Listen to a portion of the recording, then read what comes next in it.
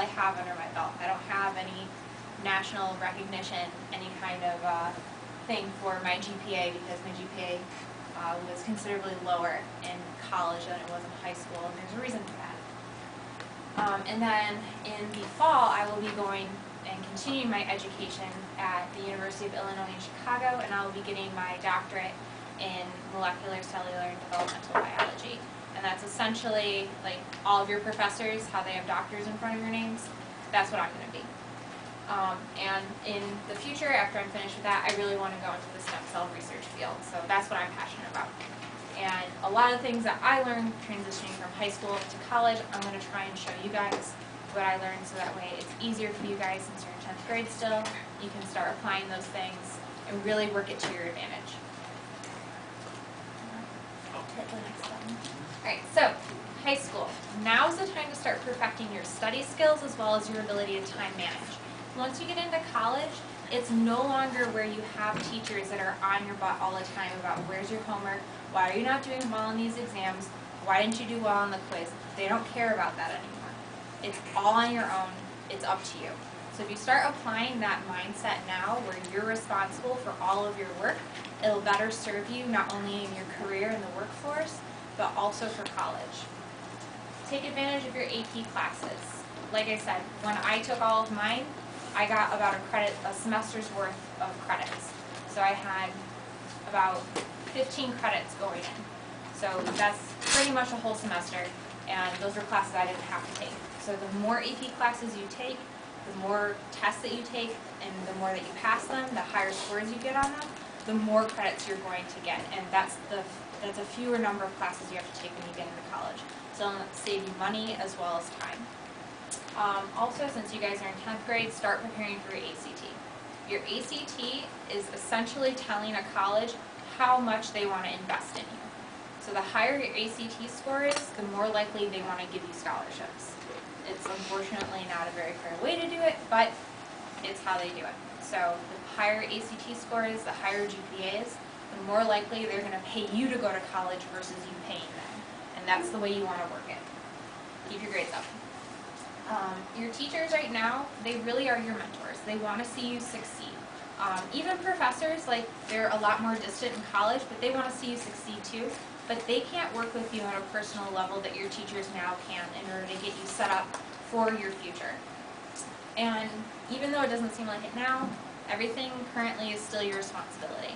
It's up to you to do your work. Your teachers, even though they can bug you about it, in the long run and in the end, it's up to you on whether or not you want to do it or not. No one can force you to do it. So if you take it upon yourself to be proactive about your work, that's going to help you a lot in the long run. And then high school also probably doesn't seem like it, but it's an investment in yourself.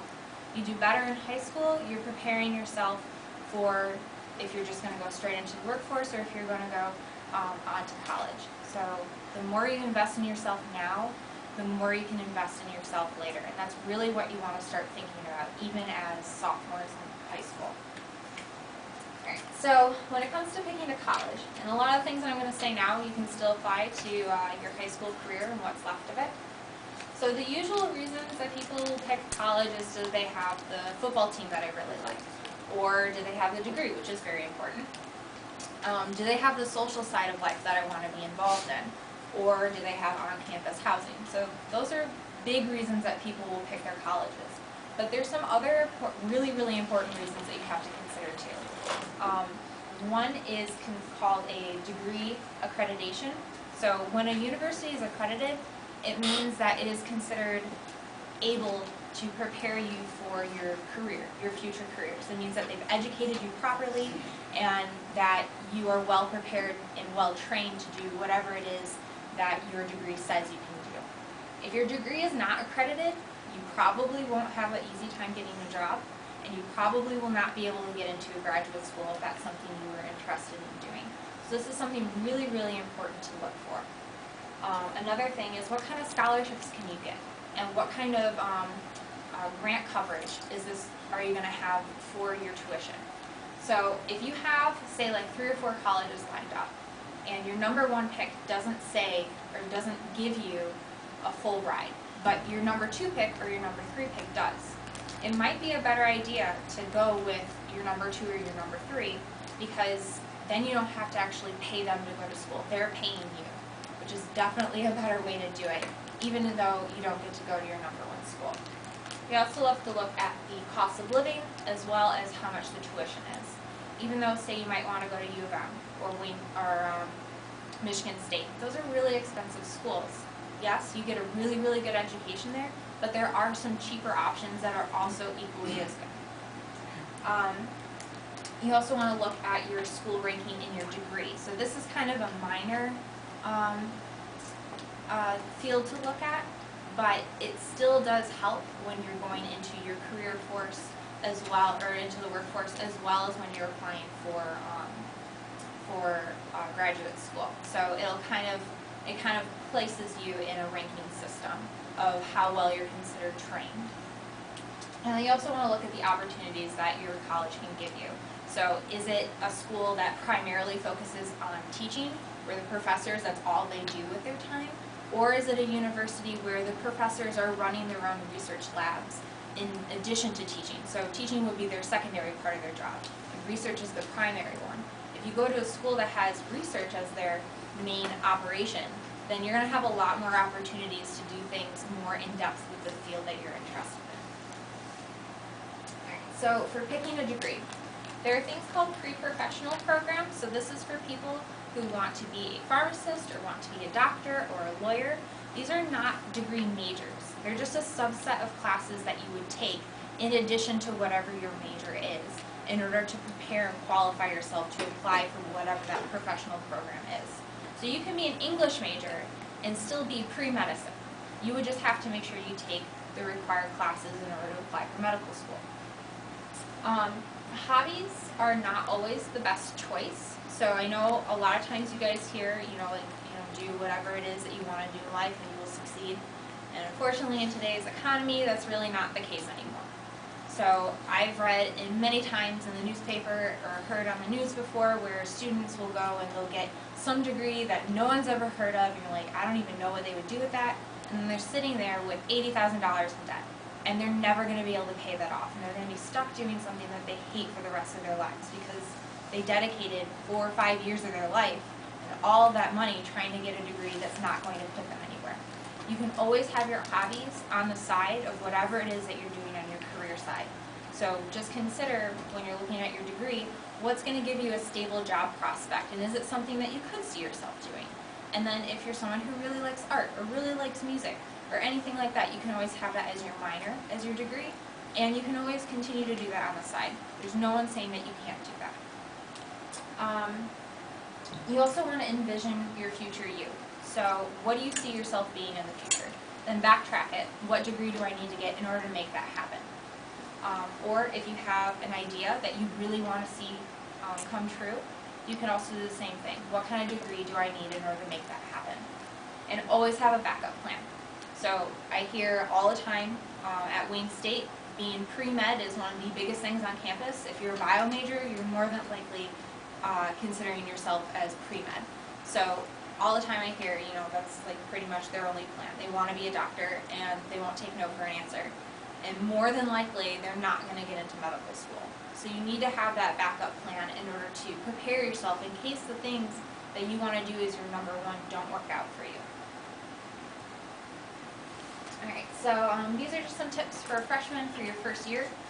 Things that I had to learn the hard way, because my freshman year unfortunately didn't go too well. I barely passed. I almost lost my scholarship, and I had to work really, really hard in order to keep it and get myself to where I am today. So, number 1 thing, you are no longer in high school. Literally everything is your responsibility. You're going to be in classrooms that are 300 to 400 students large. So when you're in a sea of faces, your professor is not going to come up to you and be like, Julie, why didn't you do your homework? Or why didn't you read this chapter? They don't have time for that. So you really have to take it upon yourself to do the work that you're assigned.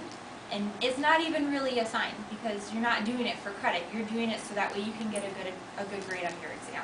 That's the only reason why you're doing it. There's no quizzes. There's no, some classes you do, but generally speaking, there's no quizzes, there's no extra credit, there's no assignments. It's literally you have 3-4 exams in one semester, and you're expected to be prepared for them. And sometimes the professors don't get to cover everything that's on an exam. So you have to make sure that you're covering the material on your own, and you have to understand it on your own. Talk to your advisors before scheduling your first and second semester classes. When I went into Wayne State my first year, I decided that I was going to take organic chemistry, that I was going to take calculus, and I was going to take my basic engineering class all in one semester. And that was a really bad idea, because I had no idea how to study for college, and I was not prepared for the expectations that were being placed upon me. And organic chemistry is not a freshman class. It's a sophomore or a junior level class in college. And calculus, same thing. It's probably a sophomore level class. So just be careful about what classes that you take. The easier, more introductory classes that you take will allow you to transition a lot better. And read your textbooks. Read them, read them, read them. Because if you're not, then you might miss something. Your professor's not always going to be able to cover everything the way that they want to in lecture. They're going to sit there for pretty much the time that you guys have here in one class, and they're going to get through a chapter and a half, and they expect you to follow up. So they're going to cover what they think is most important, usually, and then probably not in as much depth as they want you to know it, and then it's up to you to then follow up and make sure that you understand that material.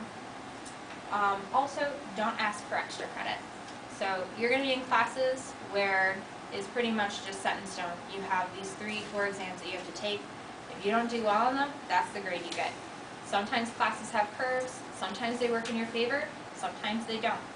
And that's pretty much the way you have to live with it. If you're failing a class, that's your problem, and you're probably going to have to drop it, waste that money, and then retake the class if it's required. It's just not how it is in college. You don't get to ask your professors for extra credit. And if you do, it's really disrespectful.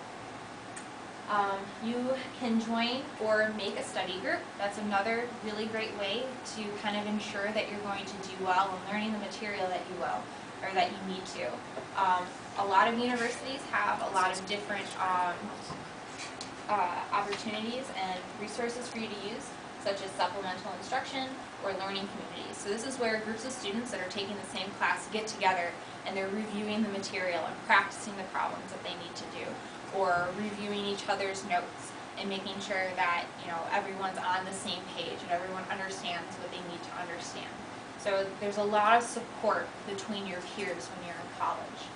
And then another really big thing is learning how to turn off your social media, because that's a huge time suck. Like, I catch myself browsing Reddit and browsing Facebook for hours, and I have to catch myself in the middle of it in order to make myself turn it off. And when you're in the middle of studying, that's really not the best thing to help you study. So learning how to turn that off, good thing. Alright, make friends in your classes as well as in your residence halls if you're going to be living on campus. That way, if you say you have to miss a class for some reason, you have someone that you can ask, hey, can I get your notes? Or what did we cover in class? Or if, say, you just are not having an easy time in the class, you have people that you can go to in order to get help. If you make yourself a study schedule and you stick to it, or you're using a planner, you can keep yourself better on track, and you might not get as lost with all the things that you have to do in a week's worth of time. And time management is your friend. You know how they have that triangle, and they'll say, this is your college life, pick 2. You'll have social life, sleep, and good grades. If you use time management the way that it's supposed to work, you can have a little bit of all 3. So use it to your advantage and put priorities first. What's most important to you, your good grades or going to that party on Friday. And don't be that guy. Just don't be it. Alright, so here's some tips for studying classes. You guys can use this for your AP classes as well. So definitely get the textbook. Obviously it's provided for you in high school, but you have to buy them in college. A lot of the times libraries will provide copies of the textbooks for you. If they don't, you can always ask your professor to ask the library to get one. And that way you have a free copy available to you. You can take that copy and you can make copies of it at the library. You can scan it, you can make paper copies, whatever you want to do. But if you don't want to spend the money on your textbooks, because they're not cheap, and you could always rent them, but going to the library is a really good option. And if you're at the library, you tend to be a little bit more inclined to actually study. So before you go to your class, you can skim through the chapter and pick out the main ideas. What's going to be the big stuff that you need to know when you're covering this material? That way you have an idea already going into the class and some understanding of it. So when you're in class, you're turning class also into study time. So you're getting that second time through of that material. And then after that, read through the chapter very carefully. Pick out the things that the professor's really focusing on.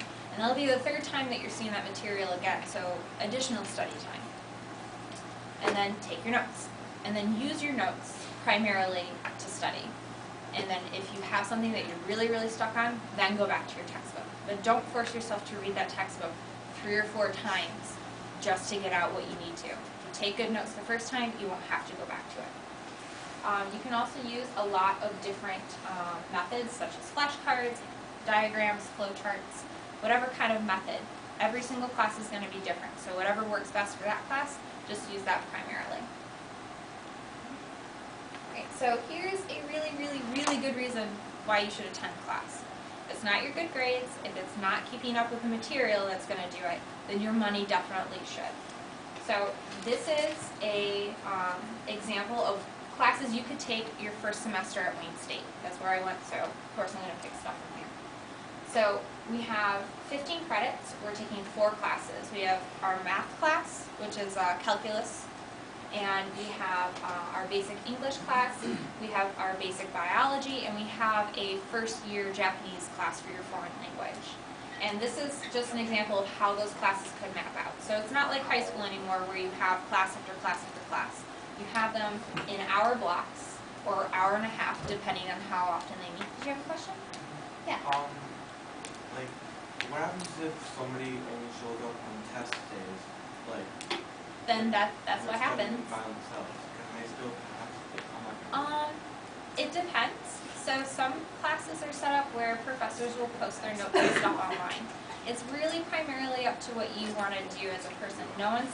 Most classes don't take attendance. Some do, and it will affect your grade, but for the most part, no one's bugging you to go to class.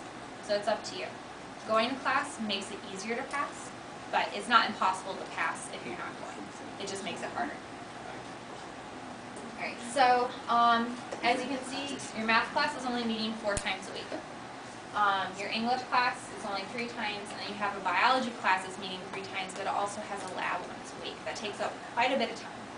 And then you have your Japanese class, which is more in the afternoon. So you have blocks of free time in between these classes, and you can use that however you want. But a good way to use it is either to review what you just learned, so that way it sticks in your head better, or you can use it to prepare for your next class. So if we look at the cost side of this, that 15 credit hours at Wayne State costs you $5,500. If you break it down into a week of classes, that's almost $370 for just a week of classes. And if you break it down into per class meetings, it's almost $30 just for one class. So if you don't go to class, that's $30 that you're throwing away. If you miss a week of class, that's a lot of money that you're just wasting, basically. If you're going to Michigan State, it's even more. That's one of the locations of U of M. I don't know which one, but it's also more. And I'm sure that U of M Ann Arbor is even more expensive than that. So just kind of keep that in mind. If you're taking out loans in order for you to pay for college, not only is it going to cost you that much then, but in the future, you're going to have interest tacked onto it. So it's going to be even more than that. So every time you don't go to class, it's going to be $30 plus however many years of interest before you pay it all off. So go to class.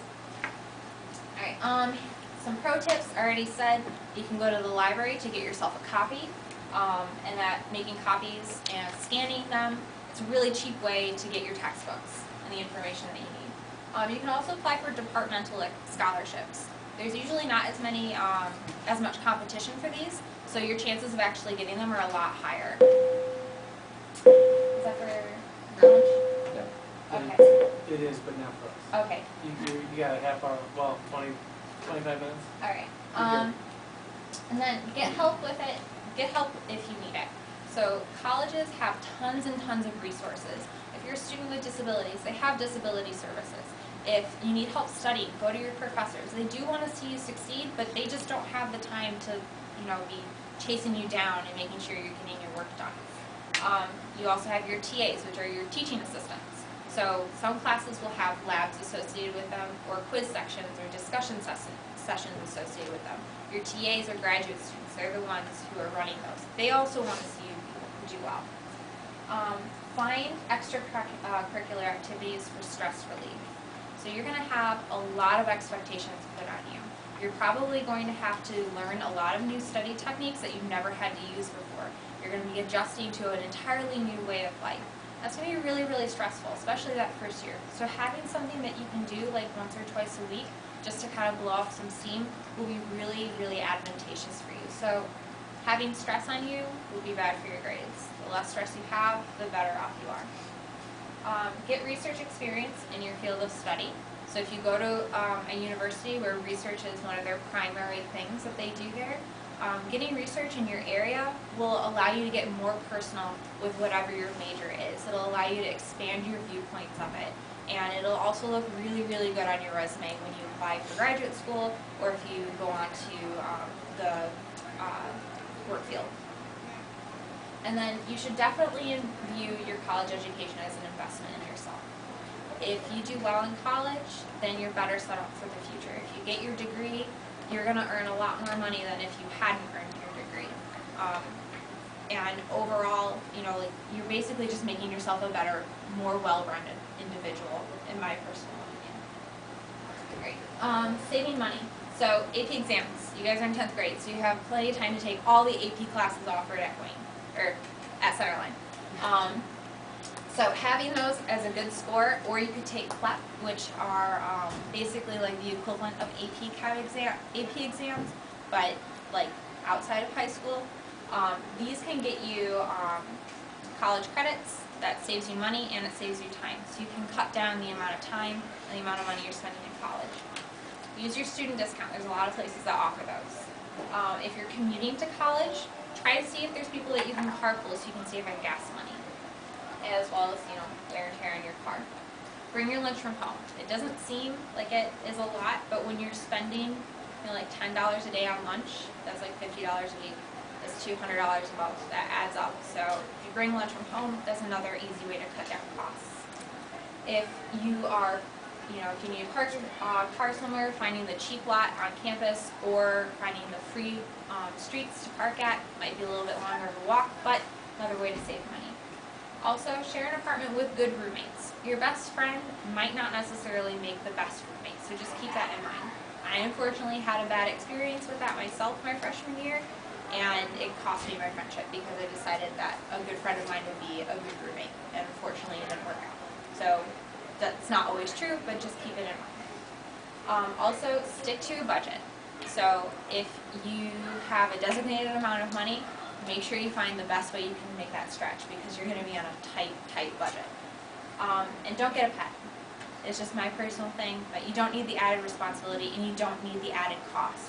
If your pet gets sick, they're a really great companion, they're really great for stress relief, but if something happens to them, you're not going to have the money to fork over for a bunch of vet bills. You just don't need that in your life right now. And only take out a loan if you absolutely have to. So if you can find a way to get through college without taking out loans, that's awesome. But I have friends who, even with full ride scholarships to Wayne State, are still graduating with $30,000, $40,000 in debt because they chose to take out more loans than they had to. So really look at your options and look at what you absolutely have to have in order to pay. Great. And that's it. So if you guys have any questions, I'm free to answer any of them. Yeah, go ahead. I have two. Yeah. First one, do professors make grades easily accessible? Like here we have Power School and stuff, but do they make it so you can view Most your professors grades? use Blackboard, Okay. and it just depends on the professor. I've had professors who the next day or the day after your grades were up, and you could see them. And I've Okay. also had professors where they didn't post anything. So it just depends. So Blackboard's the thing that I will probably use next year, Okay. which Miss Watson, if you've ever had her. Yeah, Yeah, we- she's on his bio. Yeah, doesn't Kennedy use it too? It's all the colleges use that, so I'll probably She start uses using for AP that Chem. also. instead of Yeah, like, so it's basically there, and a lot of like your assignments will be posted there. They also use like discussion boards where you can talk with like your other students and stuff. But yeah, it just depends on your professor. Okay. What was the other one? And then, according to like this schedule, sort of, how much time would you say you spend reviewing and studying for classes, and how much time do you spend for free time and stuff like that? Studying for me is like a part-time job. So I'm spending 15 to 20 hours a week studying. Okay. And it just depends on the person. So like for me, I find myself to be a slower textbook reader. Like I'm a fast normal book reader, but not a fast textbook reader. Okay. And depending on how fast you can get through your textbooks and how good of notes you can take, can definitely cut down the amount of time. So if you find an effective way, use it. that's why I posted this up, because that's just going to class. And when you go to class, you have to take good notes, you know, and you have to take notes effectively. I mean, you can't go, can you slow down, please, Mr. Professor, because I can't write that fast. You will be laughed. You will be laughed out of the room. You know, one of the reasons I didn't have you guys take notes in here was for that reason. Is because I wanted to be able to get more material out, because I didn't want to slow down because you guys were taking notes, because I could give it to you at home. So I brought this back up because that's only half.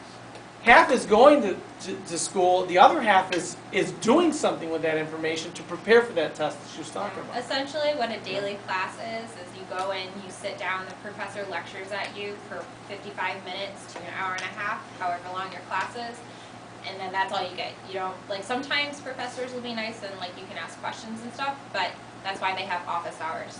So they'll have separate times outside of these classes that you can come and talk to them.